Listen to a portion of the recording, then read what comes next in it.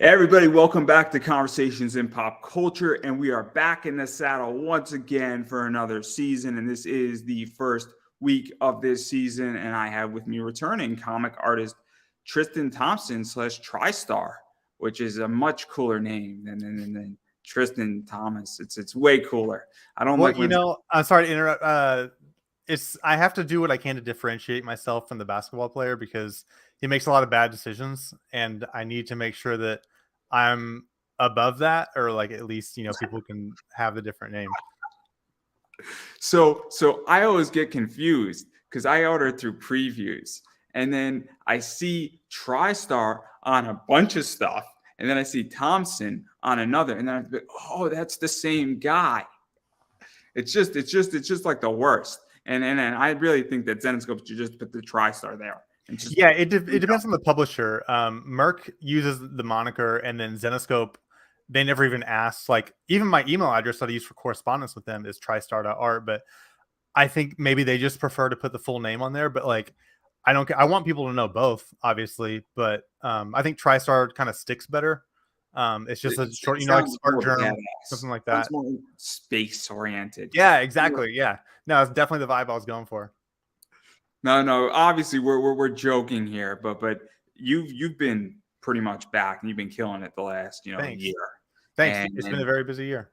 And then you got some awesome stuff that's been going on. And obviously, you know that I'm joking with you, but I really do like your covers. You have a bunch of them. You make me spend more money than I want to. It's a problem.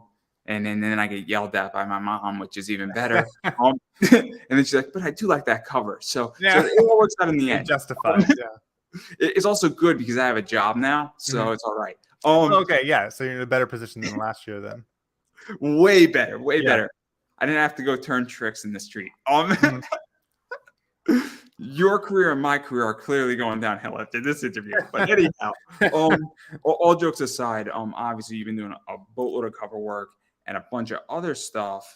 And, I think you're a very interesting breed of an artist. But before, we really get into the Merc stuff and the Zenescope stuff, I do want to catch everybody up on who you are, because you're not the basketball player, and you've done a lot of cool stuff before comics. A lot of cool stuff. And I think you were involved in some basketball stuff and very prominent stuff. And I don't want to say too much because I think it'll be better coming from you. Okay. So catch everybody up on who you are. So yeah, I've been professional now for, I guess my first cover came out in 21, so it's been about a year and a half, because that came out in June. It was the Red Sonja and the Vampirella, which I believe you showed them the last time I was here. I did. And then before that, I was an illustrator I worked for an agency, which we had a lot of high profile clients. I did Harley Davidson's The Screaming Eagle portion of it, and then Kobe Bryant. That's the one. That's the one. I figured you would probably pull some of that up. Let's see what else. The National Hot Rod Association, that was a big client of ours. So a lot of I learned a lot about racing. Like I don't follow like drag racing or anything like that, but I learned a lot about it. So like the top fuel cars and like funny cars, and then like just all that encompass the NHRA encompass, and then along with Colts, Pacers, a lot of basketball stuff. And then some miscellaneous racing things too. Like the reason why I bring all this up is that you came into comics almost in the second leg of your career, which is super, super interesting, because when you're doing stuff for high clients and sports and all that stuff has a different caliber. And then when you come into comics, you're bringing all of that caliber in. And that's what makes you such a unique artist. You're very much like Ivan Tao, I feel, where Ivan Tao with Zenescope is that he is a different caliber. And the fact that, Ivan Tao now has a few exclusives with them. He has a few showcases, but you're not a traditional or regular at Zenescope. Neither is Ivan Tao. And that's what makes your cover so cool. And you have that caliber. And that's what I really like about you. So when you're getting a TriStarr cover, it does carry a different level of weight. Oh, thank you. And then because, you see a bunch of the same guys over and over and over again at Zenescope. And I haven't seen your comic cover for a while, for almost 6 months. I didn't see one. From Zenescope? Yeah. It's You only had strange because like I've been doing a cover for them about every month, but they don't release those covers every month. So usually when I get one done, they're maybe like 3 months behind on that. So whenever I get it done, I don't see that cover published till maybe 3 months later. And sometimes they'll release like two of them right at a time, and then it might be a few months. But like, I mean, I've been working consistently with them this whole year. I've probably done like, I don't know, close to a dozen covers for them. Yeah, no, it's weird because I haven't seen them pop up and I go through previews. And I know that just recently, like 3 books came up in the same month in previews. And I'm like, fuck. Which ones were they? I think one of them was the Myths and Legends. So I know this one came up in previews. Okay, yeah, that was the Oz cover. Which I When like. did that come out? In September? Because I did that one earlier this year. Yeah. September, maybe even October. I know that one came up. I know that I just got this one in the mail. Yeah, yeah. This one in the That mail. was an earlier this year cover, but And then this is the one that I call its sister because this one and this one are very similar in a lot of ways. yeah, I see that. Maybe I'm not sure what. Maybe just their poses, the way like they're kind of centered in the middle, but I think love it. I love it. Don't think that. Oh no, and yeah, I do too. Actually, this one, the Grim Fairy Tales, Dave Franchini, he said that was his favorite one of mine. So whenever I got that done, and I agree. Like I think it is one of my favorites that I've done of theirs. So let's even talk about this one because what I like about this one is that it's got like she's popping on it. It has depth. Sometimes a Zenescope cover doesn't have depth, and that's an issue. And sometimes they have a lot of depth. Michael D. Pascal does really good job with depth in his covers and his background because she is really, I feel like, sort of popping off the cover. And then we got the castle in the back, and I could tell there's space in between. And that's what I really like about this cover is that I could tell it's space in between. She also looks fierce, and she's not over sexualized, which Zenescope tends to do. Not complaining. Yeah. When the crystal clear. Yeah, I mean, it's what you get when you buy Zenescope. And so what is this like? Because it really is a nice cover because it's the right balance, I feel, where if my mom sees this or if my sister sees this, they're not going to be offended. Right. So like, what was that like building this out? Because it's such a nice refresher. With every project I do, when it comes to a cover, I'll provide like 3 or 4 just like thumbnail sketches for whoever I'm working with to approve. So this one was just picked out of the 3 that I had, and then the requirement was they needed that it's like the school, I think is what it's called, or like the university that Grim Fairy Tales, like it had to be in the background, and then that was just the pose that he chose. So you have to build those on top of each other, but I think with that one, it's like with all those covers, you have to go by whatever background he said. Like, well, this one needs to incorporate the castle, or like the bell cover has to be on a tropical island. So that's just something that you have to consider when you're building the cover. Let's also talk about this one too, because I love the background on this too, and I love how it's that bunch of fun tropical covers. Also, a lot of purples, blues. Very much. It's sort of I'm going to throw another property that maybe I should not throw out there, but it's sort of Sonic the Hedgehog like the background. Oh yeah, it is. Okay. And so I like that, and I just find that it's kind of fun where it's not as fierce. I don't feel like Belle's going to kill me. It's more playful for sure. Yes, very much so. Very much so. And that's what's so cool about it is that, and I like Belle. I love Dave Franchini. Dave Franchini is just brilliant. The guy is the comic book writer that should have never been. I'll tell you, he's fantastic to work with. I feel like we jive really well together. I don't know if you did you know the story of how he came into Zenescope? No, I don't think so. It's great. It's a great story. It's going to change your relationship. He came into them because he needed a internship doing some computer stuff. So he was like a computer science technology guy. He came in as an intern, and then it never stopped. And then he just worked his way all the way through to where he is, started writing comics, and it just happened. And that's why I say that Dave is very much similar to Paul Levitz, where it's almost like the internship that never stopped. And Mhm. they're like, "Yo, do you just want to stay here?" Like, So technically, yeah. is he still an intern then? I mean, I think he's the publisher Hopefully, at he's the on the end. payroll by now.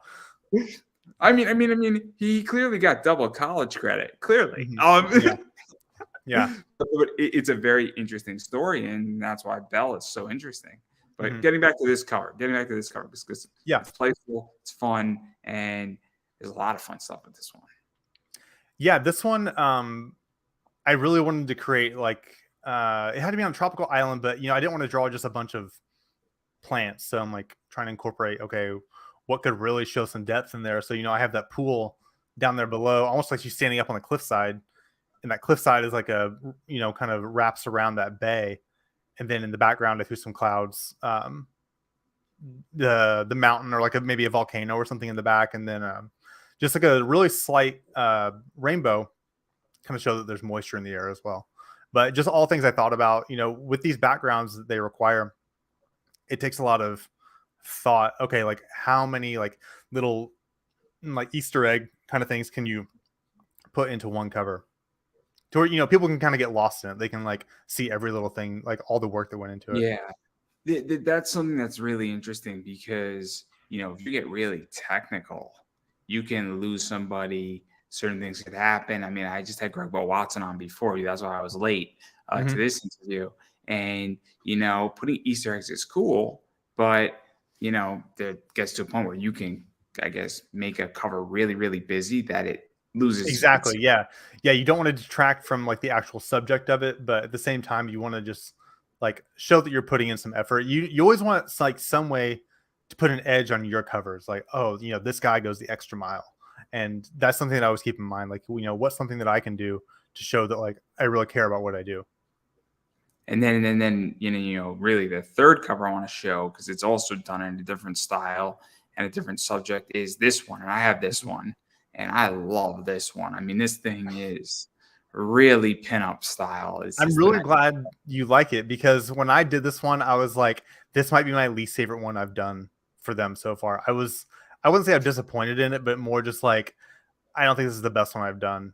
But I had so much trouble with the face, and Dave and I actually went back and forth a couple times on the face that I had, just trying to like get it just right. And the one we ended up with, this is actually the original sketch. It was closer to the original sketch, and something about it is just it was so hard to get the angle right on it. And I just find it surprising, I guess, that you and I've heard from other people that this is their favorite one. So I mean, there's a few reasons why. I like the fact that her face is a little bit rougher and that Hmm. it's not as angelic. Hmm. Because with Zenescope, and this is just my opinion, it's nice to have different art style in there. It's Hmm. nice to have, more of a rougher thing, more of a warrior. Have her be attractive, but look a little tougher. Yeah. Have Dorothy look a little tougher, and have Dorothy look a little more, I guess it's going to sound offensive, but not Southern, if that Hmm. makes any sense. Because this Yeah. doesn't look like Dorothy is Southern. Paul Green just did a cover of Dorothy, and that's a Southern cover by Hmm. definition. It's very And farm girl, is what you're saying. yeah, Like yeah, Farm very Girl. Midwestern. Like, yeah. Yeah, this doesn't feel that. This Hmm. feels more like international vibe in Hmm. a way, and it feels that she also has, like, you can tell in her eyes that she's seen some shit. Like, seriously, you can see it, and Yeah. you can get, like, that's the feel I get, and that's what's nice about it. But then you also have her well endowed, and Hmm. that's what's fascinating. You also have her sort of not giving a damn, because Hmm. that's how I view this cover. Maybe I'm reading a little too much into it, No, but read as much as you want into it. Like, if I find it interesting to see, what people can pull out of a piece of art.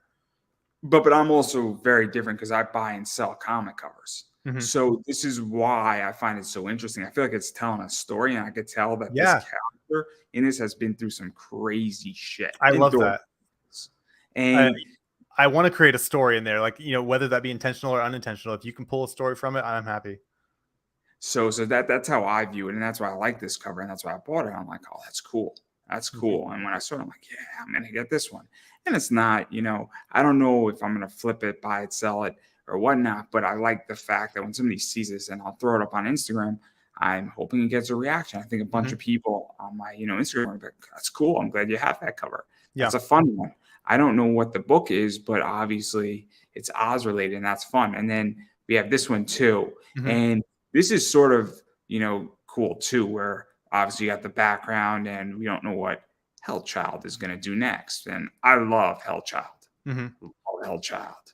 I think she's just such a fun, prolific. I think it's Hellchild, right? Yep. I'm making sure. It's been a while. My Zenescope card is definitely has a few asterisks in it. Me messing up. Just this Pat Shan that I didn't realize he created Van Helsing. That was not a good look. That was bad. That was bad. That was really bad. It has been fun because every cover they've given me, it's been a new character. I'm like, how many characters do you guys have? Like, there's quite a bit, and so we haven't come full circle yet. So it's nice that every single cover is a different character, and like I get a different vibe from it. So it's nice, like having that much variation in one publisher. So let me actually ask you a question, because I know you're on the cover side, but this is 72 pages. And obviously this is a Pat Shan book. And so what is that like for you as well? Because when you're producing a cover, do you have any idea if it's going to be 72 pages? Do you also have an idea, because a 72 page book is going to be more expensive? And so obviously, I mean, how much information do you get on all of that? Because I would imagine that to some degree, if this book's only coming out once every quarter, they're going to want maybe something a little bit different or something starker, because people need to be reminded, or there needs to be an impetus to say, oh, I get it. Or there needs to be almost a driver saying something that's a 6-issue part, or it's coming out like Grim Fairy Tales comes out every month. Or is it that, hey, this is what we're doing and this is the story, and what exactly do you know and what exactly don't you know? Because I would imagine that would influence your art to some degree, unless I'm wrong. No, so it's a good question. The only thing I was given, like for this cover, for instance, was just the character, and then he gave me 3 or 4 reference images of the character done by other artists, and then the fact that it needed to be in front of like a Central American style temple. But at the I don't even know if he knew the title of the book. He just he was saying, this is Hellchild, we need it in front of this style of background. I had no idea. I mean, or at least maybe I don't remember if he told me it was going to go on a quarterly thing. Even if he did tell me, I wasn't even thinking about oh, this is like once every 3 months. Like, I need to make it really good, because I'm always trying to do my best anyway, but I almost feel like if I knew that it was a like a rarer print, that it would freak me out. I'd be like, oh no, now I need to try too hard, and then it end up bombing or something. So I find it better that I don't know, that there's more relying on the art, and just let me do what I want to do as well as I can. But I don't remember there being a lot of info, and a lot of the covers I don't even think he knows, or they know the title of it when I'm doing the cover. No, because I just find it fascinating, because at this point, I mean, information is useful. And if I know that I'm interviewing somebody who's a bigger star and as a superstar, nerves get all up in air and things of that nature. Or sometimes I don't know if somebody's following on the internet or certain things about them, and I'm like, oh, thank God I didn't know that, because it would have been bad. So, it could go either way. And so I just find it fascinating. And obviously the business of comics is very, very interesting and complicated. And then obviously I think you have 2 more covers I want to show from Zenescope, because I don't want to spend all night talking about Zenescope, but this thing is sick. Oh, thanks. Yeah. So this one, it was what was it called? It's a Wonderland Life. So from what I understand, it's a yearly thing they do, where they do their characters with a winter theme. And this character in particular, I think he had 1 image, because it's a new character, the Time Mistress. And he had 1 piece of reference imagery he sent me. And I think it was an interior. It wasn't even a cover. It was just an interior piece of art. And I was drawing the character, and I was like, hey, do you have any more imagery? Because I tried to Google it and nothing came up. I was like, do you have anything more? He's like, no, this is the only thing we have.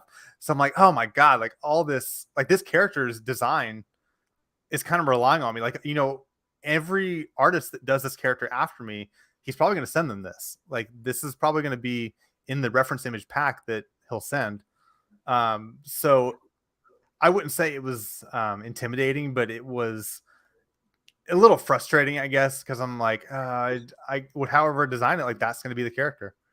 So let's even talk about that, because what is that like? Because now you're clearly etched into Zenescope's history, and Mm-hmm. characters evolve to a degree over time, but it's Robin Hood, Van Helsing, Alice, they haven't changed Mm-hmm. much. Matsumi and Gretel haven't changed much. Belle hasn't changed much, but Belle and Gretel are relatively newer than Van Mm-hmm. Helsing and Robin Hood. But now this character, and I don't know this character, so hopefully, the Zenescope gods will forgive me for that one. But even still, now when this character becomes further and further and further etched into Zenescope, obviously for a while at least, this is going to be the reference point. And Mm-hmm. so, what is that like? Because now you're part of their history and you're defining what this character should look like. I mean, when On you a put it that way, it's amazing. Like that sounds great.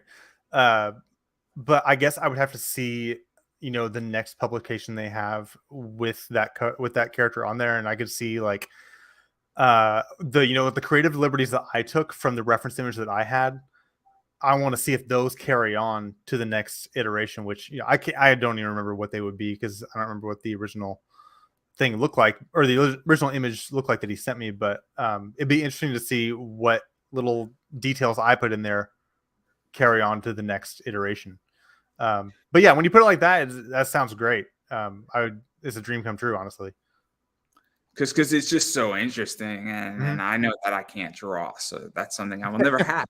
So Yeah. this is just my day's ruined now. No, I mean, but you at least appreciate art, and like that's important too. I appreciate art and I make money selling art, Yeah, so and I'm that's pretty great. happy. Yeah, I mean, we have to both exist for this to work. Oh, no, no, no, no, no. I am just thankful I have two eyes and I could Yeah. look at this, because this thing is cool.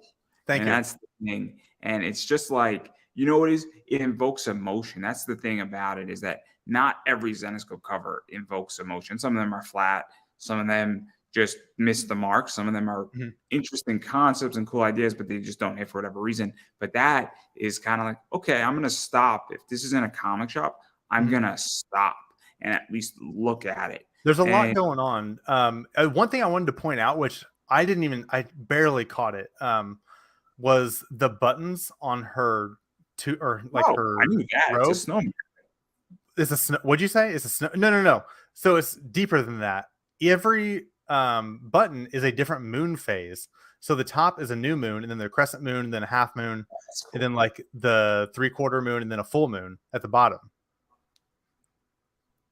That's cool. Because she's That's like the cool. time mistress. So then you have like the sun and the moon on her shoulders, and then the cracks in the cover. I kind of like made that like a breaking a fourth wall kind of thing where she's breaking time around her. Oh, that's But cool. yeah, the buttons, yeah, they do kind of look like a snowman now that you say that. But no, it's there are phases of the moon, which there was something I almost missed when I was drawing this one. That's cool. That's cool. That's super interesting. But I just think that obviously, if I'm in a comic shop and I don't know what I Mhm. want to buy, that cover's going to make me stop. And let's be realistic. Good. There's so many books out now, Mhm. both on Kickstarter, on Indiegogo, in the comic shop. People just going directly to consumer. People leaving. Patreon is a Mhm. big thing, and I know plenty of people who do that. That you have to compete for my money and my Mhm. airtime. I need to be earned as a customer. This is the first time in a very long time, and a lot of creators, and this might be the most controversial thing I'll say all night, where companies actually have to compete for my dollar now. Mhm. 5 years ago, you did not have to compete for my dollar. Now, if Zenescope doesn't produce a good enough cover, or Merc doesn't produce a good enough cover, you're Mhm. not going to earn my dollar, because let's be realistic, there's a lot of good work out there. That's good though. And Yeah, it's awesome. so not to put down the two people who are employing you, but I think Mhm. it's a fair statement. I don't think it's I mean, because it goes for any company though. Like, it doesn't matter who I'm working for. That statement applies to anyone. Like I and could be so doing stuff for Marvel or DC, and like you would still say the same about them.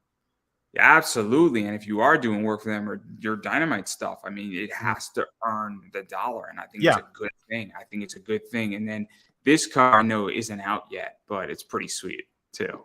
It's got some Yeah. Rouge from the X-Men or Rogue from the X-Men, if you Yeah, will. that was a it was like a last minute cover. I think Dave came to me like a week before he needed it. It's like, hey, can you do a cover like in 5 days or something? And I was like, I could probably do one, but we have to go simple on the background. Like I can't have any details. So we compromised. Like, yeah, that's fine. So I mean, I think I put it together within a few days. I didn't add a lot of perspective to this, like that the one of the grim fairy tales, the sky, has a lot of perspective to it. Like there's a lot of depth in this, and like this one I was just like, I need to just do something that I am not going to mess up in the meantime, like something simple where I could get in there, get it done, and that way it can meet their deadline. So what I like about this cover and what I like about her is that she's not necessarily like a super jacked up fitness model. Mm-hmm. She's got a little bit of an ass. She's a Mm-hmm. little bit thicker, and she's not, not unfit, but she's got some meat on her, and it's Right. nice to see. But she's sexy, and It's it's fun to play very around with different body types for sure. And something I always consider is like, what does this character do all day? And how is that going to affect their physicality? So it's something to consider, like when you're drawing anything, like, what do they do? What are their strengths? And how does it affect them physically? I just like it. I like seeing this because it's kind of cool to see just Mhm. something a little bit different, and it's nice to see that. And it's nice to see it done sexy, and I think a lot of people Mhm. would appreciate that. Yeah. Really Thank you. do. And I think people won't say it, and I will. So there we Mhm. go. Yeah. Um, Okay. Good. but those are really, I think, like the six that I have pulled up with Zenescope. Mhm. I know there's a few others that I might have missed. I have a few of them. I know some of them aren't out, but that is my requirement as far as the Zenescope side of this interview. Um, I do still like Ralph and Joe and Mhm. Dave, and Pat Chan's a god, and Raven Gregory is just funny. Um, but anyway, I don't want to talk anymore about Zenescope because I want to talk about Merc. Okay. Yeah, Merc. I think Legends is somewhere in there mixed in. I don't know if you've done a cover for Legends yet. I have I not. know that Comics Elite is also mixed in there because these are all cousins in Mhm. reality. Yeah. They're separate companies, but they're cousins. Mhm. The talent is interactive because Jamie Tyndall and Sean, I think, right, Mhm. own Merc. And then I know Yep. Sean just created Legends, and then Sean owns, is it his wife or his girlfriend?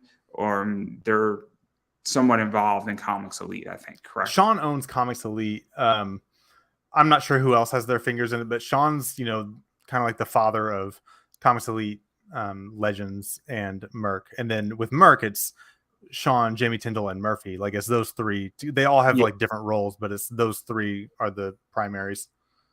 Yeah, no, I just want to be factually accurate. I don't Mhm. want to say anything that I shouldn't say, but I I know think that I mean, that's as far as I know too. So again, I'm with you. Like I don't want to say it's anything that's wrong. irrelevant on all It's that, yeah, but I'm it really is irrelevant, but it's something that giving I think everybody. people do find interesting though to see like how Sean's poking his head in different things. Yeah, he's got a lot of stuff going on. He's a busy man. He's It's a busy man. fascinating. He's It's ambitious. fascinating. It's fascinating, and I don't know how that guy has time, but I know. not I the don't understand it either. Let's talk about Merc because Hmm. you came into Merc, and I think the last time we spoke, you did a cover or two covers for them, and Hmm. obviously you've done a lot more for them since. So how did you get into Merc? Because Merc to me is in the same vein as Zenescope. It's similar to Big Dog Inc. There's a few others that it's similar to. They're brand new, very much. They're still in the honeymoon phase. I feel where they're people love them. They're doing great. They're consistent on a bunch of these campaigns. When you're doing 50, 60,000 on almost every single Kickstarter you run, Hmm. that's a very cool position. Yeah. And when you're doing it over and over again and growing slowly, you're obviously in a company that is finding its audience and maintaining its audience and growing its audience and doing the greatest thing that everybody should do on Kickstarter, which is grow your audience and also increase the value and the amount of money your backer gives you each Hmm. round. Yeah. That is a healthy business. But how did you get involved with Merc? Merc, there was a point last year, it was like early last year in 21, where I feel like I had a good portfolio, but I wasn't getting the type of work that I wanted to do. So I decided just to start reaching out to publishers. So I went to Comics Elite's website, because I had done a couple shows with them. So my name was starting to get out there, but I wasn't getting any work. So I went to their website and just kind of scrolled through all the comics that they sold. I think I went to a few other comic websites too, just like writing down names of publishers and see if I can go to their website, find their contact info. So I think I did like a shotgun approach where I just mailed out my portfolio to maybe like 5 publishers, just see if anyone would respond. And Murphy responded within like a few minutes. She was like, yeah, your stuff's good. And I think she asked me like, do you want to do a Miss Meow cover? So that was how it turned out, is like I contacted them, which is kind of weird because like I was already doing shows with Comics Elite. So I feel like Sean already knew about me, but it was my choice to contact Merc to be like, hey, can I do a cover for you? And then Murphy was like, yeah, I think she said the Tank Girl piece I have is the one that solidified her decision to get me on a cover. That one, yeah, that was fast. I'm surprised at how quickly you pulled that up. I felt everything. Yeah, but yeah, so she had the Miss Meow cover, and I think it was Miss Meow number 2, where she's on like a surfboard in the water. But that was the first one. Yes, that one. That was the first one. Oh yeah, it is this one. Mm-hmm. So let's actually talk about this. So obviously there's a bunch of stuff that you've worked on. So the Miss Meow, this came. I'm not going to show the more risque version. Mm-hmm. I do that plenty. And I don't want to push the line today. No but problem. there is a more risque version.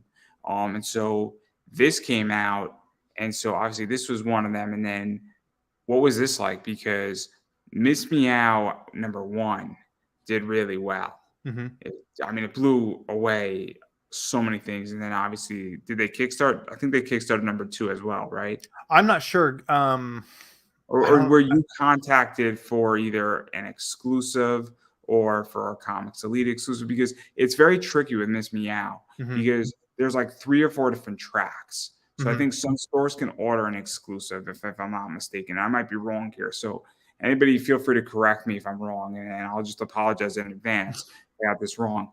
But I know that there's the diamond version, Mm-hmm. there's the Kickstarter version, there might be some store exclusives, and then there might be also just some weird thing happens where somebody wants it and then it's licensed out. And so where did this fit into all that? Because it's super interesting, and obviously it's a great cover. I wish I could tell you more. The only information I had on it was that it was a character Miss Meow, and they sent me some reference images. And I think she said it takes place in Malibu, so you need to make sure it reflects that.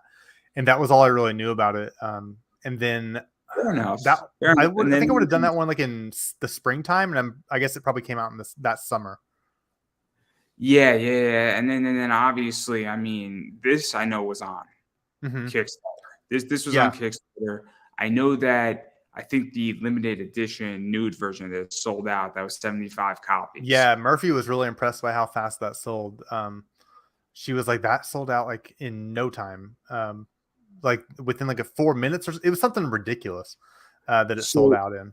So I know the regular version didn't sell out that quickly, but I know the nude version and the metal version sold out. So what is that like for you as an artist? Because one of the things that in the eBay business and what I do is that if I ever produce a variant, I want to sell that variant so damn quick, because that's a good problem when something can't be achieved or people can't get it.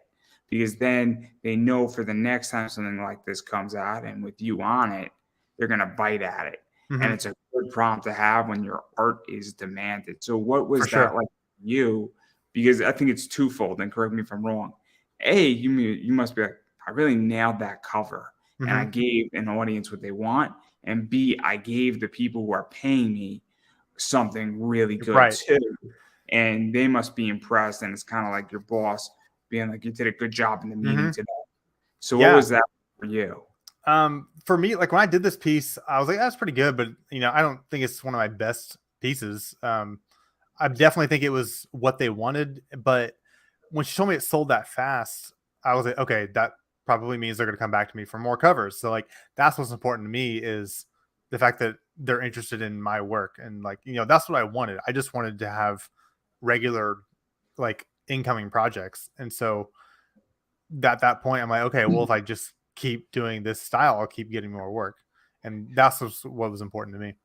So to even go further into that as well, I mean, obviously these Kickstarters do very well. Mhm. And so what is that also like for you? Because there also is a point of clout. When you're on a campaign that does $60,000 or $50,000 on Kickstarter, there's a lot of eyes on you. Mhm. I mean, I don't know how many backers were on that project, but at least 300, 350 saw your name, if not Mhm. more. Probably more like 500 if we're going to really call it and be more realistic. I'd be very surprised if it was not more than 500. So what is that like too? Because your brand is increasing, your name is increasing. This is a big thing in comics right now Mhm. that you're not a artist working for Merc, you're a brand essentially working for Merc because the TriStarr brand is what you are. You're just producing the product that you produce as a comic cover. If that makes any Yeah, sense. it does. No, it does. I don't really think about it too much because I I don't like. I might share the Kickstarters. Like if they tell me like, "Hey, our Kickstarter's live," I'll share it. But I'm not looking to see how many people are buying their comics. So really didn't know. I want to promote them when I can because they help me out quite a bit. So if there's like, "Hey, this Kickstarter's live and your stuff's on it," like, okay, I'll let people know. But outside of that, I'm just like, I hope it does well. Like, but But you must know though to some degree that if you're selling out a comic cover Mhm. or if there's 100 people who order just the nice version of it, Mhm. and somebody else had a comic cover and only 50 of them were ordered, you must know saying, oh man, there must be something to my brand here. There must be something to what I'm doing that's right. That And and like I've had that feeling before. I'm like, I feel like my work is there, but it just wasn't getting noticed. And then Merc and Zenescope both, like they've really put my name out there quite a bit. Not to mention also, you know, Comics Elite and Clam McDonald as well have helped me get my name out there. But just having the covers under their name, it's like a stamp of approval by these. yeah, no, it's an idea of clout. Mhm. There's a whole theory on it, and it's the idea that if I put you right next to a voice actor who's very prominent, all of a sudden both people benefit. Right. And Oh yeah. Okay. I think I may have. I don't know if I told this story last time I was here, but when I was at a New York Comic Con in 21, I went with Comics Elite, but I was scheduled to be at the Merc booth for like an hour on one of the days, and when I went over there, it was just me, Murphy, and maybe maybe Ryan was there. Ryan's their other guy that works in there. I don't know if know him. But anyway, it was like us three probably there, and like I was there, just like every cover they would sell of mine, I would sign it for free. The customer would take it, I get to meet him or whatever, and then once my hour was up, she had Mike DeBalfo come in right after me, and when he got to the booth, I was like, dude, like I've been following your work for like 10 years. Like you're one of my top 3 favorite artists of all time. I was like, not trying, I didn't want to fanboy out on him or anything, but I wanted to let him know, like, this is big time because we're both behind the same booth, like doing the same thing. And I was following you for years, but now here we are, both just signing comics to sell to people. Like this is unreal to think about. And I don't know if he really got it as much as I was saying it, like to understand like how much it meant to me, but it was still cool to be able to express that to him and to kind of think about like, this so is a long road that I've traveled to be here. it just raises a really good question. I'm very Mhm. curious about it. So, and I'll interject my own thoughts onto this question too, to some degree. Um, what is that like to cross over and then be in that realm where now I don't want to say it's an equal thing, but you're working with, obviously Jamie Tyndall's a very top artist, and to some degree he's booking these covers and has a hand in it, and he's obviously owns a piece of Merc. Mhm. Obviously they booked Mike DeBaffo. I'm trying to think of who else. Elias Chazudis has worked for them. Dal Mhm. Matiga has worked for them. These are all top people that Yeah. clearly millions of people, maybe not millions, but hundreds of thousands of people love Mm-hmm. and have seen Yep. these artists. And so, what is that like for you? Because you are a fan, and when you're following somebody for a while, and even for me, you're crossed over Mm-hmm. where you're still a fan, but now you have a Yeah. foot in the industry. And that's how it is for me, is that I interview all these top voice actors and actresses. I don't want to be a voice actor, but I'm a fan of your work. I Mm-hmm. watch, I'm listening to you, every weekend when the show comes out, but then I'm interviewing you for an hour, hour and a half. And now I've crossed over, but I haven't. It's like, I don't know Mm-hmm. how to explain that question, but it's a weird situation. So what is that Yeah. like for you? Because Um, it's tricky. it is interesting. Like, digital art, the way that it's especially in comics, I guess, comic digital art, really started to take off like in 2008, 2009. I feel like that's whenever Zenescope started, and like that's whenever I first started noticing Mike DeBalfo, Jamie Tyndall, like all these artists. And then now that like I've started doing it, I almost feel like I'm the second generation. Like they were the first generation of these digital artists, like pinup artists, or anything. Yeah. And then like I'm the second generation. So it's cool to be. It's almost like you're on the JV team or you're on the football team, but like there's the seniors who like know what they're doing, and they're the ones that are like they're still the top names, but it's cool to both be on the same team in a way. Yeah, no, that's a really good analogy. Yeah. In a lot of ways, and there is an idea where Generation 2 and Generation 3 Mm-hmm. are coming up, and obviously Generation 1, because I had Joe Brush on, who obviously is the one half of the team that forms Zenescope with Uh-huh. Ralph. Yeah. And so I said to Joe on an interview, I said, you guys kind of replaced Top Cow of this Mm-hmm. bad girl art style. And so a lot of people, I felt, Top Cow existed, the image thing fell apart, comics more or less went bankrupt. And in 2004, 2005, Zenescope was built and it became a home for Mm-hmm. bad girl art in this style. And I feel like Generation 1 was built out of Zenescope in a lot of ways. People say, Zenescope really revived bad girl comics. Mm-hmm. And people have disagreed with me and really want to do what Zenescope's done. And you are Generation 2. So it's Yeah. super Yep. interesting. And there's a bunch of people like that. I mean, and even Dolan, who was watching a little bit, he watched the Gregbo one, and obviously he's seen parts of this. He's sort of Generation 2 in the writing side as Mm-hmm. well. Maybe Generation 3, because writers, I feel, have a shorter generation life than artists. Mm-hmm. But what is that like? Because obviously Merc is a very interesting company right now.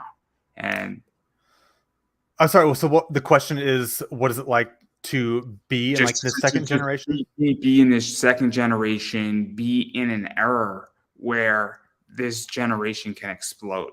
Because let's be realistic, in 2008 Mm-hmm. and Generation 1, there wasn't as much of an explosion. Right. The internet wasn't where it was. Deviant Yes. art.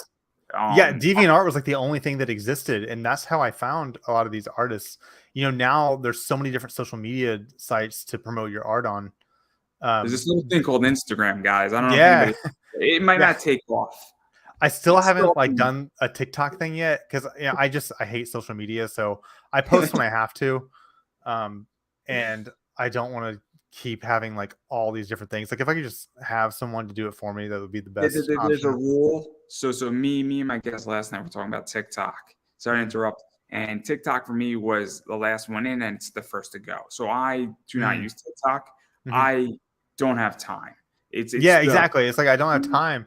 I just want to create. Like I don't want to deal with promoting it. Like it is fun sometimes to post, but I just want to make stuff. I love Twitter. I love Twitter. Twitter's like my favorite thing in the world because it's fighting and commenting. And Twitter's an older one too. Twitter's been around since like what, 2008, 2007?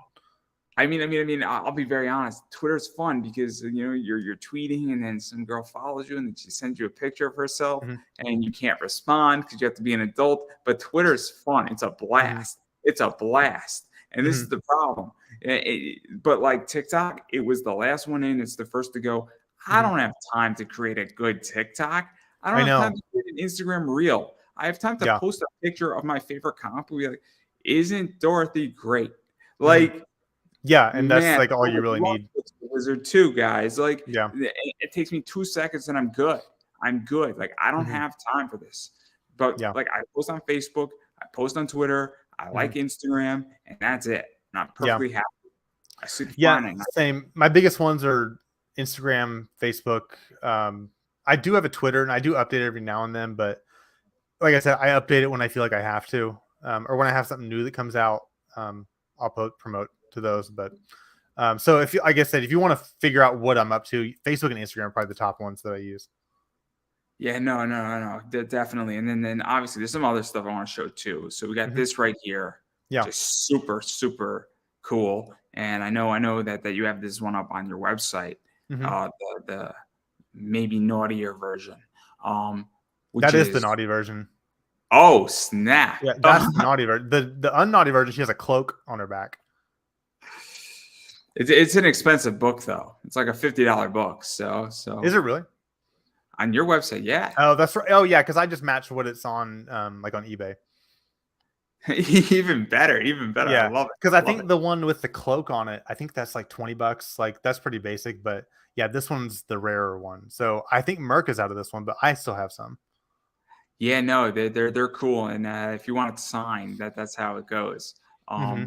You could sign everything off of your website. Yeah, I sign everything before it ships out for free. Totally plugging you right here. There's this one too, which is Hmm. cool. This is 5, so I think there's like 3 versions of this, if I'm not mistaken. There's the regular version of Uh this, I huh. think, and then there's a foil version. That Yeah. foil Hmm. version is like $120 on eBay. Yeah, It's it's quite a bit. crazy.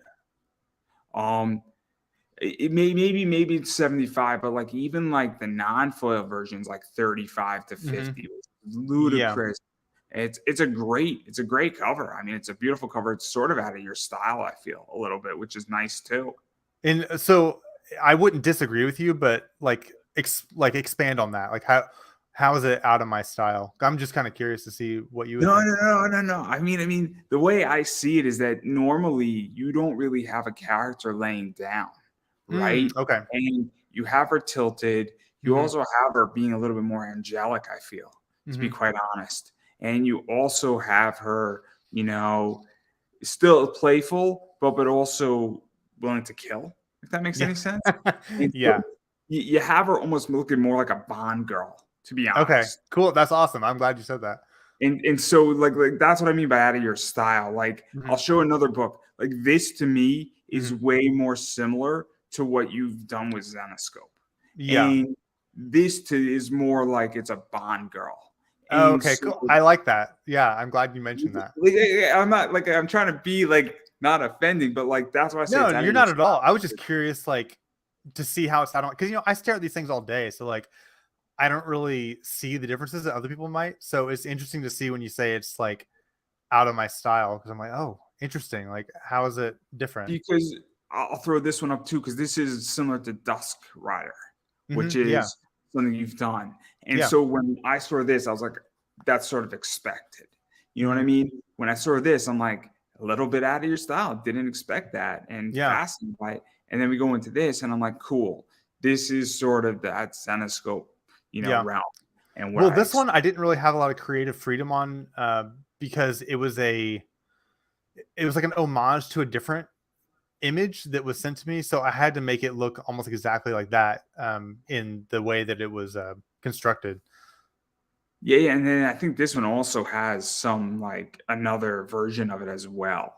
I think if I'm not mistaken, where it has a rarer version as well. Yeah, so this one actually has 3 versions. There's this one, and then there's like the 2 other versions that's like get skimpier and skimpier.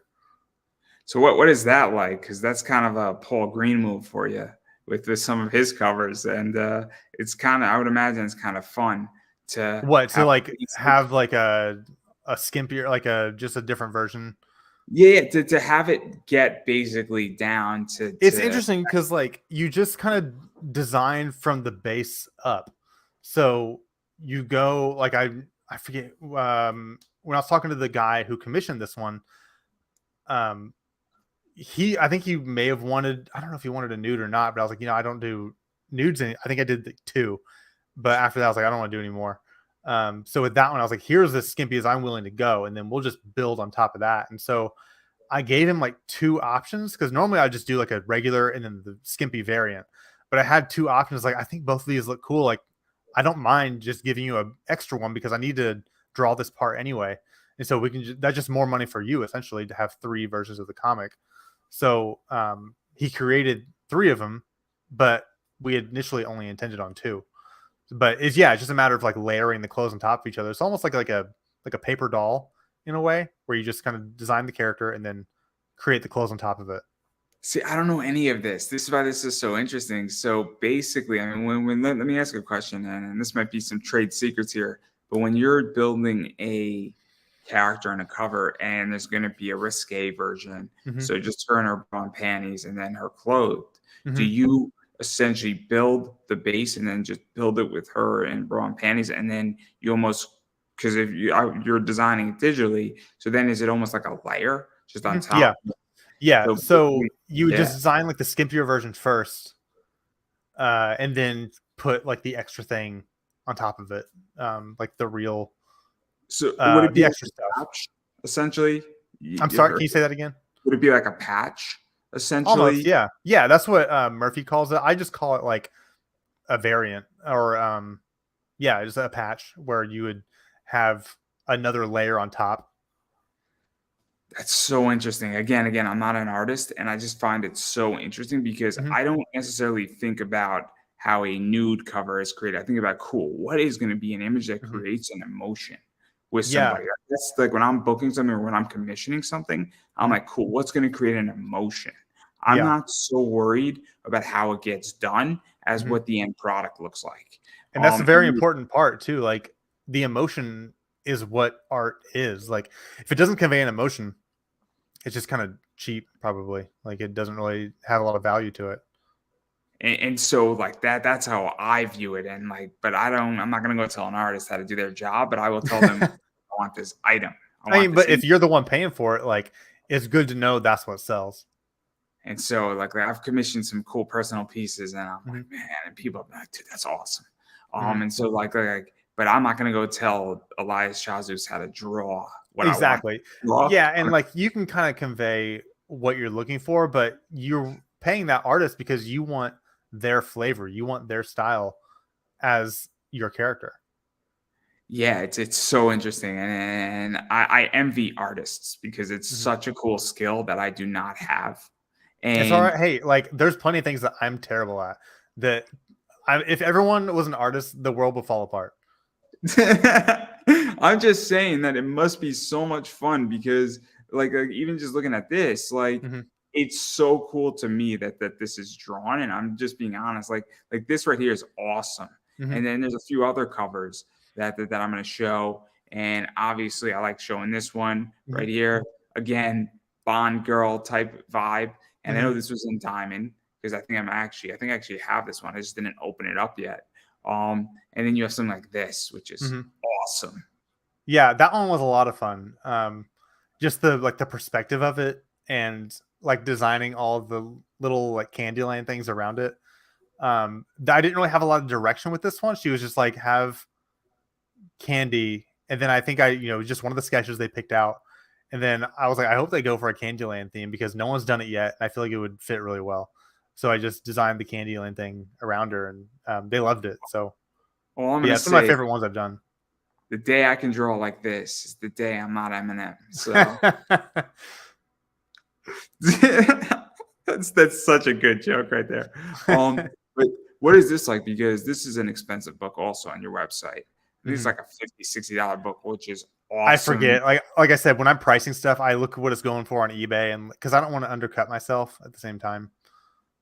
Because Um, it's a really cool cover though, and that's the thing. And I know there's a nude version, there's a regular version, there might be a foil, there's a lot of mhm. cool stuff, and it's just a nice cover, and it's also an instant connection cover. When I was speaking with Greg Bo a little while ago before we were talking about Star Wars covers, Mhm. and Star Wars covers instantly connect with fans because Mhm. everybody has a Star Wars story, new, old, and different, Andor, whatever you want it to be. And Candyland, I think most people in society have either heard about Candyland, Right. played Candyland, It's or recognizable for sure. and so what is that like to do a Candyland, cover? Because again, you're creating emotion, you're creating that connection, and that you're like, I remember when I Mhm. played Candyland and it was a snow day at school and we didn't have to go and we were home and it was a good time. And like people have very, very emotional stories with Candyland. I think with this one, it's all about uh like juxtaposing the violent character with a very cute and colorful setting. So in the other version, she's got like blood splatter all over her face and there's like blood all over the ground. And I think the shotgun she's carrying is smoking. So it's all about like the joke with the viewer is this cute girl that's covered in blood and then she's in this really cute setting. So it's like I said, it's all about like the contrast of fun and violent. So let's even talk about that too, because this isn't the first time you've done two covers and that you've added some extra stuff Hmm. to one of those covers. And this is one of the things, and I've had Steph Wilson on, Greg Watson obviously was on before you, and he does this sometimes. And I think it's a nice touch when an artist says, this has to make sense. Hmm. So if we're going to go do a nude cover, it has to be a night. Or with Steph Hmm. Wilson, he did a book where the girl only was there and there was only one bat. But then when she took off her top, there was a whole flock of bats Hmm. there because they were all staring and all excited. Or Steph Wilson did a cover with a toaster and the girl's putting up toast and the thing of the toaster is National Toast Day was this book for. So then when her top's off, the toaster shot up the toast. That's funny. But again, it adds something to it. Yeah, yeah, And, it and adds even so more value to it. And so it adds value, it adds story to it. And so what is that Exactly. like? That's adding a story between the first and the second one. So like, oh man, now I need them both. So you can get the whole joke. I never thought about that, but like that's a really cool concept to do, to link the two in a way that is like a before and after in a way. Because let's be realistic, people on Kickstarter, and this is just my take on it. This is how I view it: is that it's a novelty to Hmm. back something on Kickstarter, meaning that people tend to pay more for something on Kickstarter because they want it to be exclusive. They want access to a cover that's not going to be in stores. Hmm. And so I'm willing to spend $20 on a Kickstarter, or I just backed the Mount Olympus book by eBass, and it's a $60 book, but it's not going to be on in stores, Hmm. and they're only printing so many that are going to be made to order, and then next Monday it's going to vanish. So if you Hmm. didn't get it, now I know I have a very rare book, and so I really want that. And then when you tell that story, and let's be realistic, if you like something, you're going to buy both, or typically on Kickstarters, you can buy both covers. Hmm. And so there's a reason why. And that's why I think it's so great when you have that blood splatter, because you have her in a very tame mode, but then you have her also with the gun Hmm. smoking. You can make the idea and connect the two covers where, well, maybe she had a bad, dice roll and she had to kill something. And Yeah. Yeah. that's why the gun's smoking. That's why Mhm. there's blood on the floor. That's why there's this going on. And I think it's just such a nice touch. I Yeah, really do. it's like it really shows you what the character is before you even start reading. Like you kind of understand how this character works. So I just think it's nice. And then obviously you're doing a lot of work with pretty much Merc, and there's a few others. There's this one right here, Hmm. which is Born of Blood, Yeah. number one. Now I don't know if this was on the campaign or if this was in Diamond, but it's a cool cover, nonetheless, or if it was an exclusive. I know this one I think was on. This was New York Comic Con. We know that Yeah, one. that was the exclusive for New York Comic Con. It was the preview issue. It was me and Ariel Diaz did the other one, which hers was amazing. I saw hers. I'm like, no, hers sold out like in no time. Like no wonder because it was fantastic. She's interesting, or Oh my god, he. it was amazing. I know people who are both Ariel Diaz, Mm-hmm. and fascinating, great cover artist for Mm-hmm. sure, For for oh, of sure. course. And so that's cool. But obviously, what is that like to have a New York Comic Con exclusive? Because not There everybody was gets one. actually like 3 exclusives that year in 21. So there was this one, there was the Death Rage one with Candy on the front, where she's like holding the lollipop and she's in front of like this wallpaper style. There was that one, and then I feel like there was one other one that was, or maybe it wasn't exclusive, but it came out that week. Maybe it was a Zenescope book. I know there was 3, and I'm just having trouble remembering what the third one was. It was crazy to think that, like, you know, a few months prior I had nothing under my belt, and then three months later there was all these comics came out like all in the same week. Actually, it was a Zenescope book because I remember going by their booth while I was there. I'm like, hey, do you have my book that just came out like yesterday? And they're like, no, we don't have it yet. I think it was the Van Helsing. Yeah, it was the Van Helsing that they then made into a metal card. Yeah, it came out probably that first week in October of 21, whenever New York Comic Con was. But they didn't have it at the time. But yeah, it would have been that one. And then I remember like 2 weeks later, I had Indiana Comic Con, and I got those comics finally, like my own comps. I got them as Indiana Comic Con was going on, so I was able to sell them there for the first time. And then obviously, you know, going off of this one, I'm gonna show this one again because then you had this one, and it's not the greatest image, but I think everybody gets the gist. And I believe this is actually sold out. Is it? I have some myself, I'm pretty sure. So I am definitely a buyer. If somebody wants to sell me one of those, if you Yeah. have one, give me I out. think I have some though, but yeah, they're blank covers. I've done a few commissions on those. Or Comics Elite might even have some too. But I know that on Merc's website it's sold out. So Is I it? believe Jay Ferguson is not sold out, and I forget who did the other one. I think you can still buy those on Merc's website. I don't think you can buy this one on Merc's website, which is cool. It's Yeah. cool. It's a fun one. It's good to know they're in high demand. Yeah. And I think it's a really, really cool concept, this. So obviously that's something that's super cool in that regard. And then I know you also did, as soon as I find it, trying to find the cat fight one. It's somewhere in here. Right here, yeah, you did this one too. Oh yeah. And there's that's a lot going on in this one. There's a lot of little things. This is a very, very busy thing, and I think she's being a very, very difficult little kitty, to say the least. She's got marker, she's got a razor, and yeah, a lot of stuff's going on. There's the pizza box, there's chips, there's crushed soda cans, popcorn, the Nintendo Switch up there, and then like all the little Sharpie marks. There were so many things like I wanted to write in there. I'm like, oh, I can't put that on a cover. Like, I think it's probably against some rules. So I had to like try to PG it down so that it would be able to sell.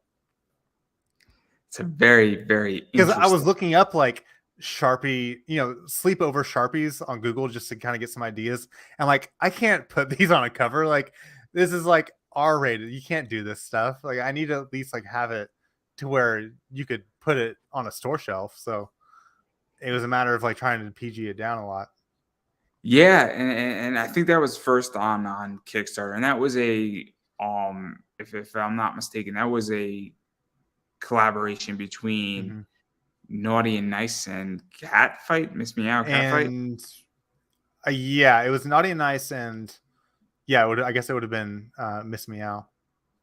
Yeah, I mean, it was Michael Morat and Jamie Tyndall essentially collabing, essentially. Yeah, which is just a fantastic collaboration, and Michael Morat is a legend to say the least.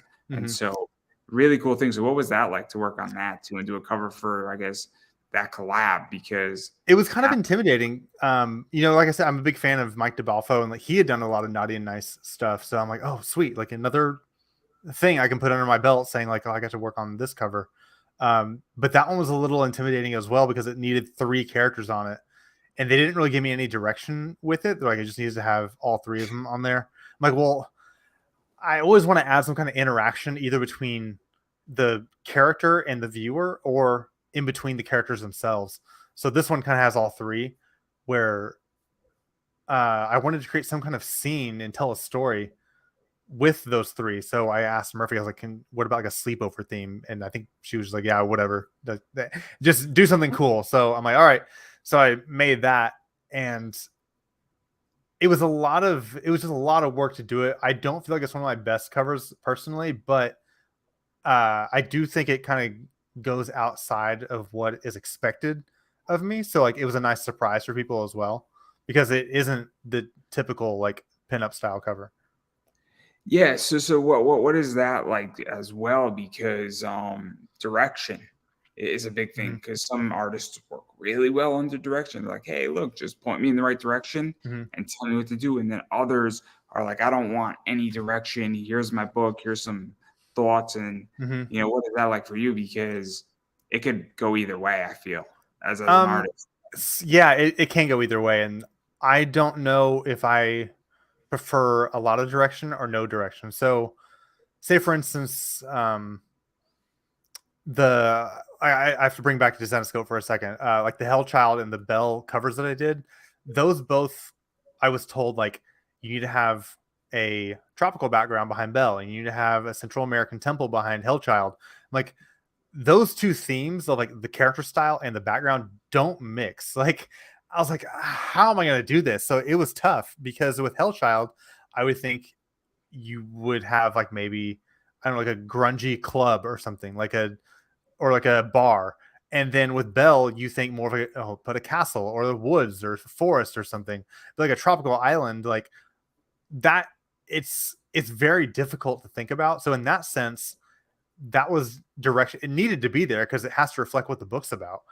But it's almost very difficult to try and mesh those two things together. So with Merc, they have a little more freedom. Like with the Candy and the Candyland one, I didn't really have a lot of direction, but I felt like those two themes meshed really well together because I was able to not have any direction. Um, so when it comes to like how much like freedom I have, sometimes I like it because I think it's a really good idea and I like to see what I can do with it. Other times I have my own idea. I'm like, well, I really want to see what this looks like because it's not going to get out of my head until I draw it. And so I really want this opportunity to create that. No, I just think it's interesting. And It is. for And there's someone. not a definite answer. I wish I could give you one, but Oh, it no, no, depends on no, the no, no. project. There are no wrong answers. There are no wrong answers. This is not a pass or fail test. Yeah. There's only one question that you can fail on my show, and it's what is the best out of the original Star Wars? Which episode is the best? There's only one correct answer. It's episode 5. Exactly. Yeah. Yeah. It's the Exactly. only one. I mean, the rest of them are good, but yeah, Empire Strikes Back is just like it's the epitome of Star Wars. They're all great. It's Yeah, just exactly. They're all great. I we're all equal. Some of us are more equal than others. That's what episode 5 is, everybody. Yeah. And if you don't know where that's from, I recommend reading Animal Farm. Great book, absolutely great book. A Fantastic. lot of things are in that book. I haven't read it since I was very young, but it's a very important book. I did read 1984, and that one's equally as good. Yeah, Fahrenheit 451 is a good one too. And maybe if enough people comment on reading it, maybe I'll start a book club as well once a Oh, that'd month. be nice. Yeah. Monday nights, we'll have intellectual discussions about the greatest American literature that you could read. I'll host it once a month. It'll be great. But we'll host it on Zoom so I can have like 10,000 people in my room. Yeah, there you go. It'll be hilarious. Because I am not the guy to do it. That's why it'll be great.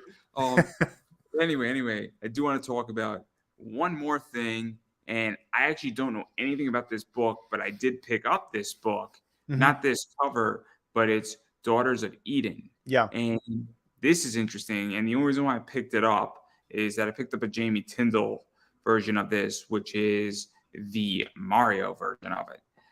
In the metal, the regular version, and then the trade dress, and then a bunch of other books too. And so what is that like? Because I don't know if that's a Merc book. I don't know if it's a Jamie Tyndall book. I don't know everything involving, but I know there's a lot of variants with it, and I know you're just one of the many. Yeah, so that was I think a purely Jamie Tyndall book. On the back of him, on the back cover, it has like his logo on it. So no, those are outside of Merc. I didn't actually work with him directly. It was what's her name? It's escaping me right now. Is one of the girls that works for him.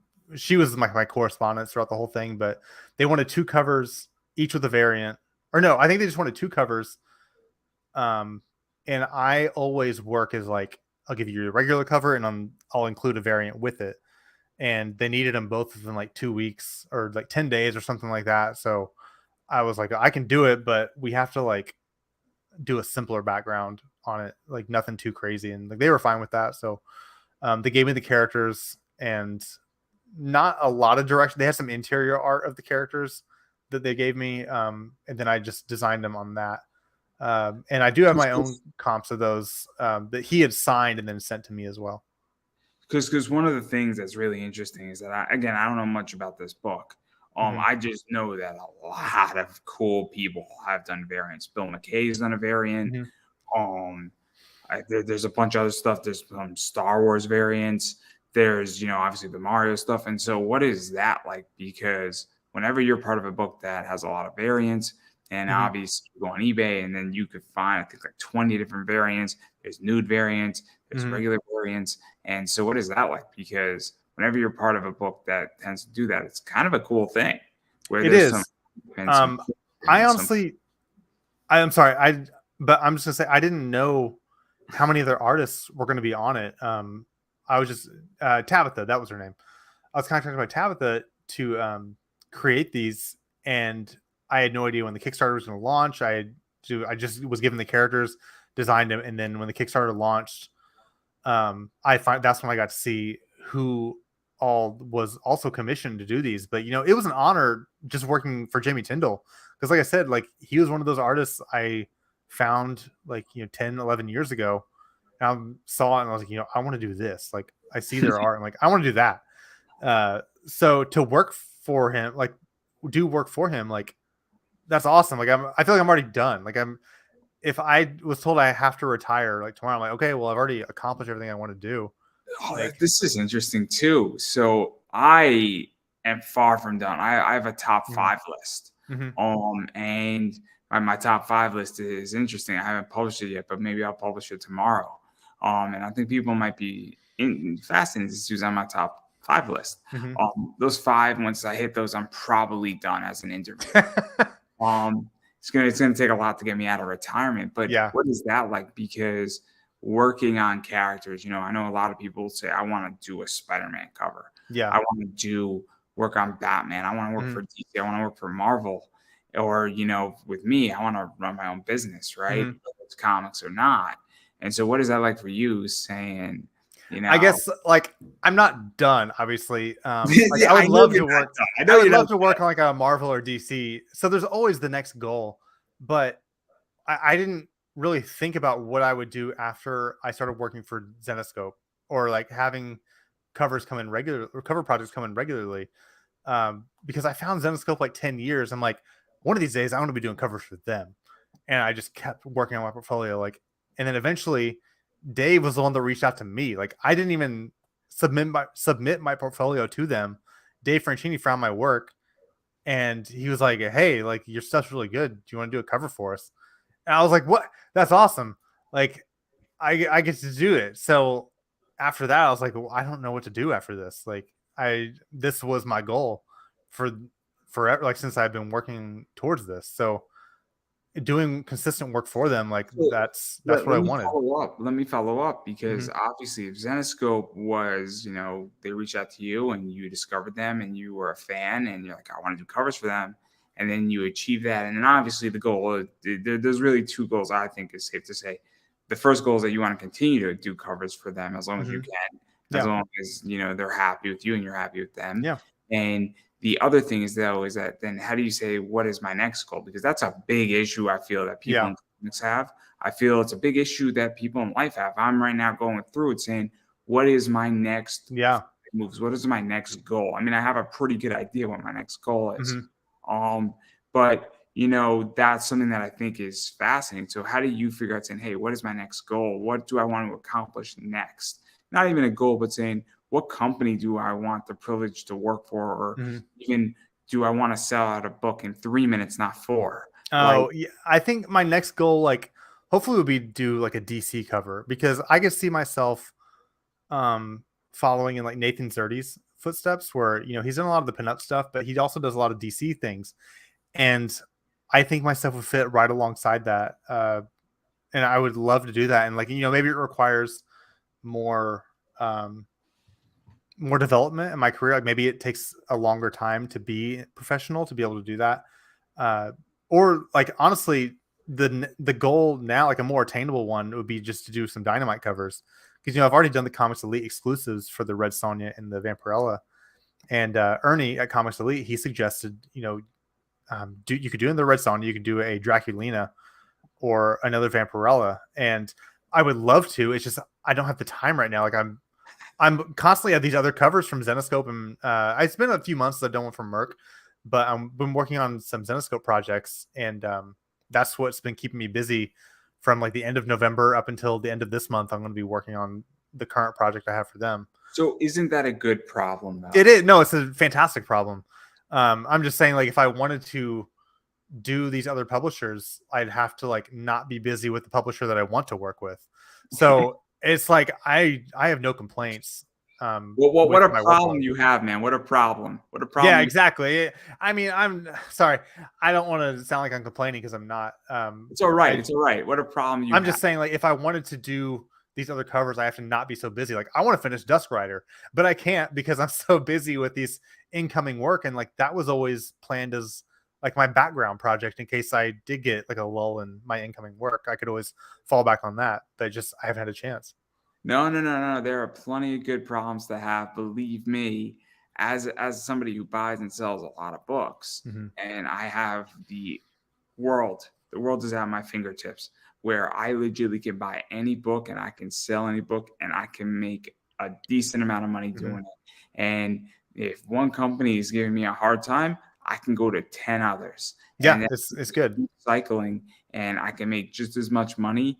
Maybe 5 years ago that didn't exist. So I am not complaining about any of this. Yeah. Same thing with getting guests. I don't have a problem getting guests. Usually the second week of January, the first 14 days of January are always tough. I appreciate you being here, by the way. Oh, of course. No, and like whenever you contacted me last year, I saw some of the people you had interviewed. I'm like, oh, this guy's like legit. Like he's had real people on here. So I'm like, I want to be alongside of that. Like that's cool. Yes, like, the yes, fact that real you consider people. me as good as these people that you've interviewed, like hell yeah, let's do it. Yeah, yes, real people, not AI. Generated. Yeah, yeah, Clearly, actual clearly, people. real. Yeah. No, no, no, no, no, no. It will come one day. It will be a fun interview because if I can find an AI to interview, that would be a blast. You think It'd be a anyone would watch? it'd be so much fun. It'd be so much fun. It wouldn't even be a serious interview. I Yeah. just think it'd be fun to watch. I think You it'd could be like outtake it'll be great. It'll bonus be material. It'll be great. Yeah. It'll be right on my Patreon page. Yeah. But that's what you get at $100 a month. Is just to watch that interview. Everything else, I'll pay you to watch my content. No, No. but no. I mean, it's a good problem to have though, because let's be realistic. Being an artist in comics and making a living in comics is really hard. And it is brutal. And I know plenty of people who have a 9-to-5 job. They're artists and they're doing okay, but is they can't not do this full time. And even if they could, they really don't have the ability to do it. And so being busy is a good thing. It's a very good thing. And so obviously that's something that is super, super interesting, and it's very, very healthy. It is. I found that like if I didn't have any projects coming in, I make my own projects. I don't wait for anything to come in. So like that's why Dusk Rider kind of came to be, was if I was in between projects or I needed to develop my portfolio, I had like a continuous thing I could work on. And I think that's all part of it. Like you can't just wait for work. You have to create your own projects, create your own deadlines, and just stay ambitious with it. I mean, obviously you still need to make money. So for a while, like after I left the agency and was transitioning into comics, I had a couple different jobs where I would work maybe like 20, 25 hours a week. So it was like part-time. That way I had a paycheck that I could like count on. But in the other 20 hours of my week, I would spend drawing or like just adding more stuff to my portfolio and just studying, making more, like developing, just trying to get better.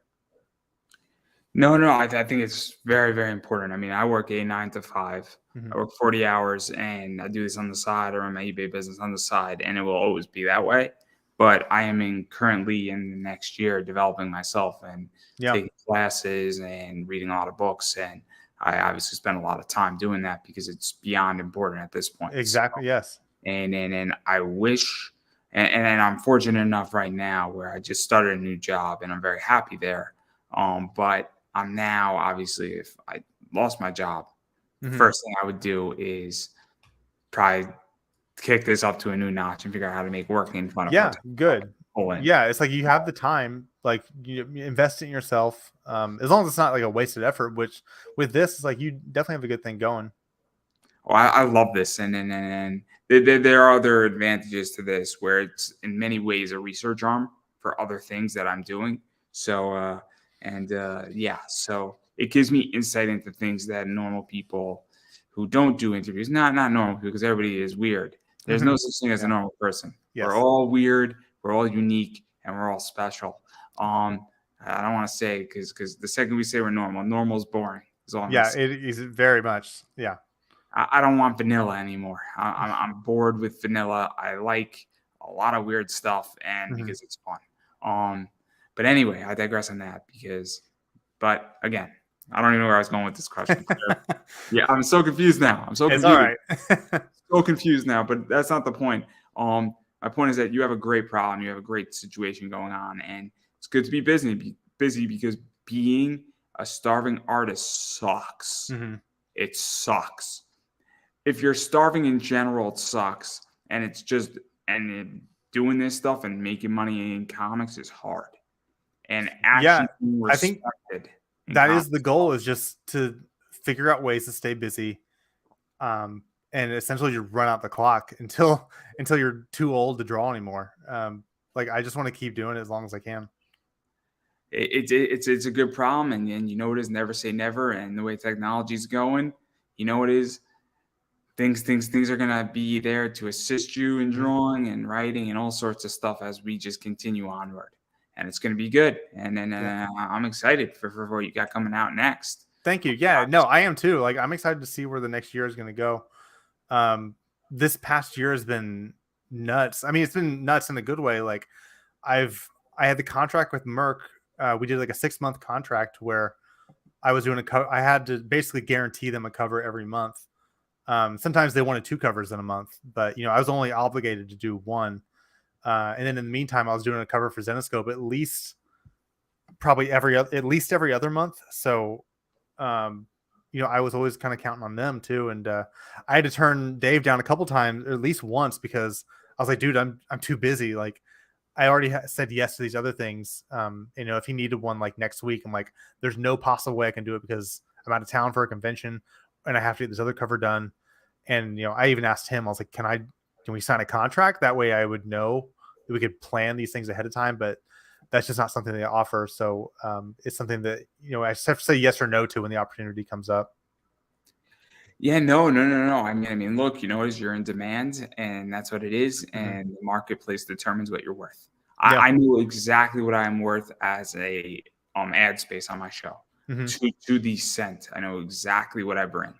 And so if people want to advertise with me, they're like, your views don't reflect what you bring, and I'm like, but that's not what the marketplace told me with Hmm. my last company that was advertising with me. Hmm.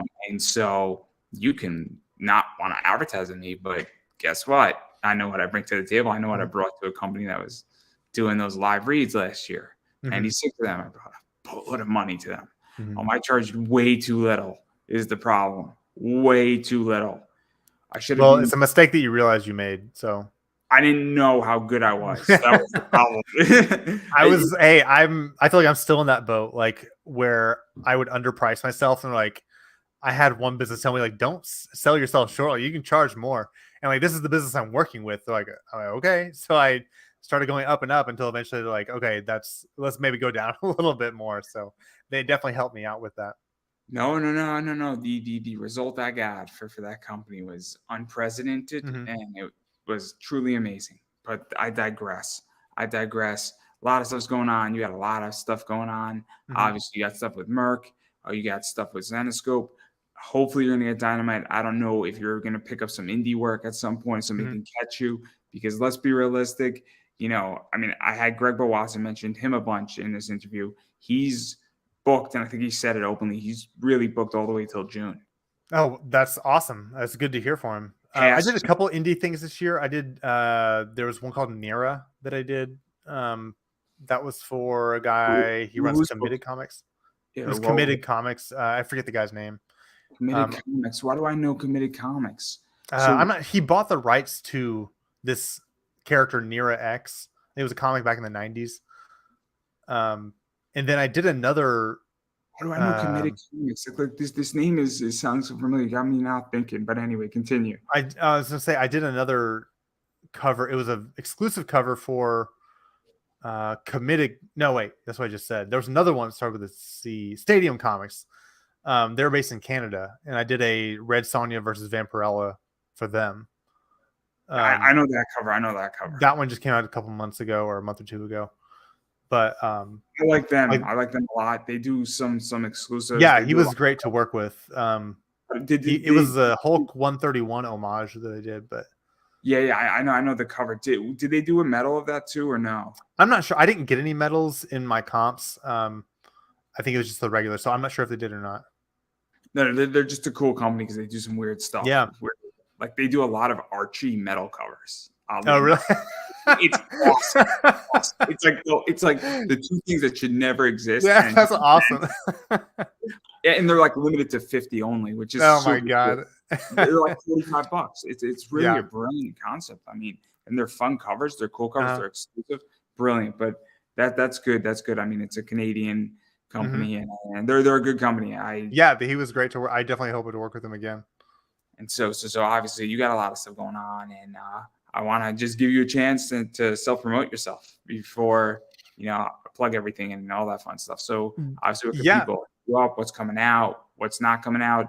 Are you on the latest, what is it, Angels and Guns with Sean's Legends? No, I haven't done anything for Legends yet. I'd like to if someone asked me, but like right now I'm busy enough, so I'm not really like asking anyone for work, but like, if anyone wants to come to me, like I'm always down to the answer is not no. The answer is the answer no, definitely not no. I don't think I've really ever turned anything down. It's just I'm at a point now where if anyone came to me for work, I have to be like, okay, well, I can't start on it for a few more weeks. When it gets to a point where I'm like, oh, I have nothing going on, like I'll start reaching out to people, but I usually know something's going to come in. Yeah. Let me ask you a question. What is your turnaround time? Because the reason why I asked this is that, I may or may not be doing a project sometime in August, right? So if I'm doing a project in August, what I'm going to do is I'm not going to reach out to somebody in May.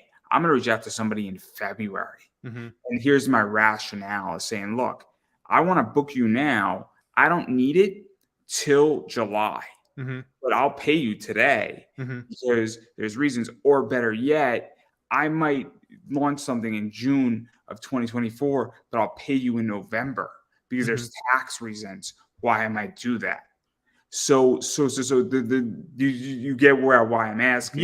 Yeah, and then that's really appreciated because that also gives the artist time for revisions in case like something comes up. Well, I'm not even talking about that. I'm talking about the idea that if I know you're super busy and I know, but I give you 8 months of a deadline, now this is getting creative, right? And this is what I think a lot of people don't understand when they're booking covers is that the more time I give you and the longer window I give you, the more likely I think you're going to say yes because you're like, well, I got this Zenescope thing.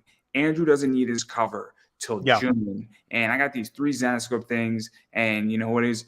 I have a good relationship. And if I don't work on Andrew's book till February and I get this Dave Franchini cover out for Dave from Zenescope first, Andrew doesn't know any of the better. He doesn't care. And now all of a sudden you can juggle it because you have a longer window. Yeah. Like the only reason I've ever said no to a project was because I didn't have enough time to do it. So yeah, if you're giving me that much time, like I don't need that much time. It take like turnaround time. I like to give myself like about a week or so to do a cover. If I'm doing like full background with everything, like it takes me about a week if I can really spend every single day on it. So basically within those few months, I can just find the time to do those covers. So yeah, 8 months is like way overkill for me, but like I would There's a need maybe like rationale. There's a yeah, rationale. exactly. You can give me at least like something to think about for sure. Because again, my whole thing is, and what I'm trying to do for this show is very similar to covers, where I want to book people, and I Mhm, booked people in April. I booked somebody in July already, mhm. and I mean we're talking 7 months in December. Yeah. So, but people don't understand is that the more I'm booked, the more I then can be picky, Mhm. and the less stress I have because I know what I'm doing. Yeah. I know exactly what I'm doing and when I'm doing it, how I'm doing it, and why I'm doing it. Mhm. And guess what? It changes the way I operate, and it's absolutely wonderful in that regard. But I digress. Where can people find you, bother you, hit you up, buy your books, buy all your comps, all that fun stuff? If you have that book of, the sketch cover, definitely Mhm. hit me up. Or if you have those swimsuit edition stuff, because you've done a bunch of stuff that's fun. Whatever you Yeah. got. So social media is um, Instagram, Facebook, Twitter. Everything is just TriStarr.art. So TriStarr with two R's, period, ART. If you search that, like all my social media comes up. It's pretty much all under the same name. I think Twitter might be an underscore instead of a period because you can't have periods in Twitter names. But TriStarr art, everything there. Even my website is just TriStarr.art. So instead of like .com, it's .art. Um, but just put that in, and like I try and keep my website pretty up to date on my products. So any cover I've done that I have my own copies of is all for sale on my website, and I ship everything signed. I try and ship it like that day or the next day. So you should have it within like a few days after that. But I try and keep it up to date with everything that comes in that I've done.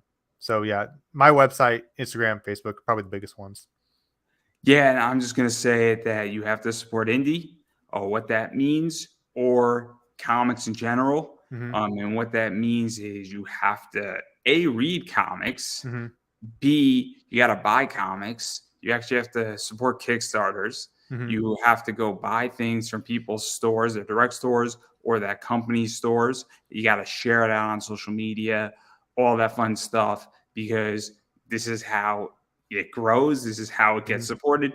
And well, you got to support artists too. Yeah. And you got to support writers and everybody involved in the project, because Yeah. without money, this doesn't work. And the best way how to support people is by buying their stuff Hmm. and sharing their stuff out and following them on social media.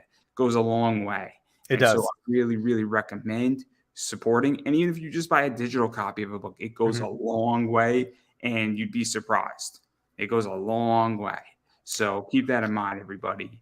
As far as I'm concerned about promoting myself, I'll do it really quickly. All my social media is down below. It's Pop Anime Comics on Twitter. Instagram is Pop Anime Comics. Facebook is Pop Anime Comics. YouTube is Pop Anime Comics, and you can support me in a lot of ways. First and foremost, definitely share out the interview. That means the world to me in so many ways, because I want people to actually see this. I want people to interact. I want people to know who I am, who my guests are, and I also think it'll bring joy to people. Secondly, you should be following me on social media. That also means a lot to me. And I really appreciate Twitter followers, Facebook likes, Instagram. It's all free. So please go do that. I do have Buy Me a Coffee. So definitely, if you feel entitled to, you feel value, buy me a coffee. It's not required. It's just a nice gesture if you feel so gracious enough to do it. If not, no worries. But I expect a share at the very least. And then thirdly or fourthly, I do have t-shirts and I have some other stuff coming out, and I have a comic book investing class hopefully coming out sometime this year. So that's another thing too, is that if you want to learn something and somebody has a class like I'm going to be building, definitely check out that class, because all that stuff matters. But enough about me promoting myself. I am going to give you the final word. So I really appreciate you having me. It just shows that people are interested in artists and what we do, and writers as well. The creatives in general, like it's just really appreciated that people are interested in like how we come up with stuff and the journey we take to get here, and like all the hard work that goes into it, and like the amount of sacrifice it takes and like the amount of studying and work in general. But you're promoting us, you're promoting the work we do and the livelihoods. So it's greatly appreciated. And thank you everyone for checking it out and like looking at my stuff and buying comics and supporting the industry. It's amazing. Thank you. Yeah, and I don't think I could have said that any better myself. So that is a wrap, everybody. Thank you.